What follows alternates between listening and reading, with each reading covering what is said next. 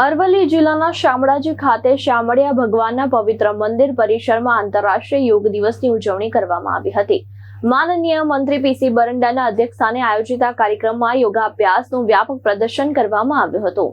મંત્રીશ્રીએ સંબોધન કરતા જણાવ્યું હતું કે યોગ એ માત્ર શારીરિક વ્યાયામ નથી, પરંતુ મન, શરીર અને આત્માના સંતુલનનો અમૂલ્ય વારસો છે. તેમણે યોગના દૈનિક અભ્યાસથી આરોગ્ય, તણાવ મુક્તિ અને આધ્યાત્મિક વિકાસના અનેક લાભો વિશે વિસ્તારથી વાત કરી હતી અને જનતાને યોગને જીવનનો અવિચ્છેદ અંગ બનાવવા અપીલ કરી હતી.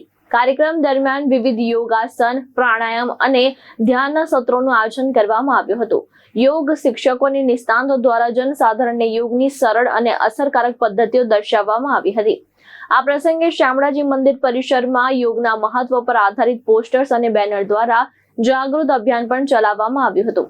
આ કાર્યક્રમમાં અરવલ્લી જિલ્લાના અધિકારીઓ, પદાધિકારીઓ, પોલીસ જવાનો, શાળા કોલેજના વિદ્યાર્થીઓ તેમજ નાગરિકોની મોટી સંખ્યામાં ઉપસ્થિતિ જોવા મળી હતી. સૌએ ઉત્સાહપૂર્વક યોગાભ્યાસમાં ભાગ લીધો અને યોગને પ્રોત્સાહન આપવાના સંકલ્પ સાથે કાર્યક્રમનો અંત આવ્યો હતો.